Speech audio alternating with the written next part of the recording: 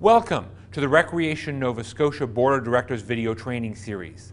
This training series is made possible by a grant from the Nova Scotia Voluntary Sector Professional Capacity Trust. And this video series is on the role of officers. Your organization does have a set of bylaws, and you, I'm sure, have reviewed those.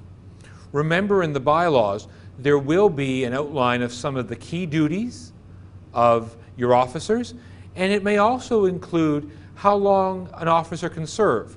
So, for example, maybe your president is limited to only serving for 2 years. Maybe they can serve 2 terms of 2 years. But there will likely be some provision like that in the bylaws, and you need to review those so that you understand what they are. Your bylaws include a section on the officers of your organization. Most organizations have a president, a vice president, treasurer, and secretary. Now, some organizations do call their president and vice president chair and vice chair, and some organizations have more officers. Remember that everybody who comes to an officer position comes with different talents. So when you draft a job description or a terms of reference for each of these positions, make sure that you take advantage of somebody's talents. Perhaps your vice president is better than your president at a certain thing. Think about that when you draft the terms of reference. So each of these officers has all the responsibilities of a board member, plus there are some extra ones for them. And let's go through what some of those typically are. Your president chairs the meetings, both of the board and of the meetings of the members, like your annual general meeting or a special general meeting. They're usually a spokesperson for the organization. They could respond to press interviews or announce positions of the organization. When the board is working through issues, they often propose a decision-making process. How are we going to deal with this? They'll usually solicit input from other board members, but usually it's their task to define how we're going to deal with something.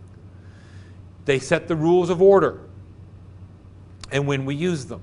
Now, in your bylaws, as well as the list of officers, it also generally defines what rules of order you use.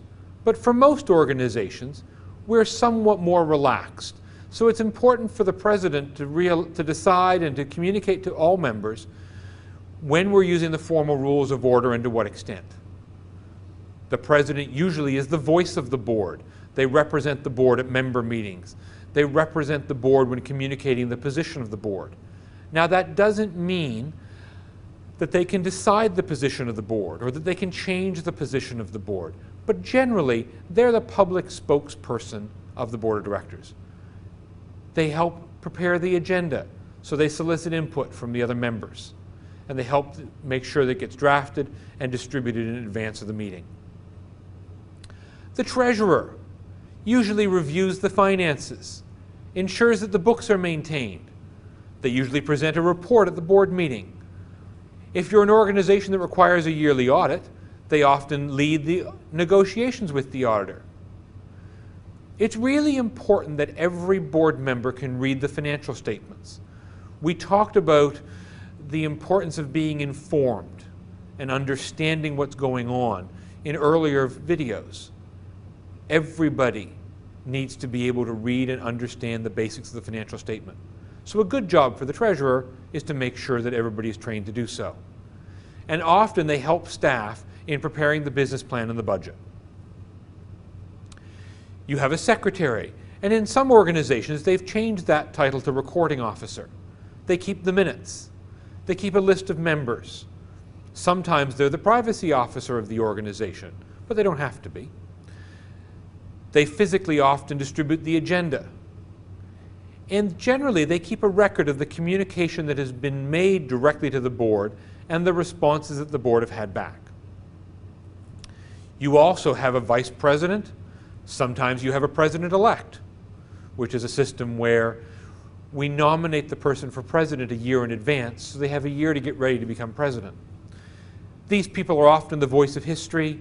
They chair nomination and bylaw review committees. They fill in for the president, and they do other duties as assigned. So being an officer means that there are extra things for you to do. And hopefully through this video, we've outlined some of the key extra responsibilities that you take on when you agree to serve as an officer of the organization. You'll find some sample job descriptions and terms of references attached to this video on the website.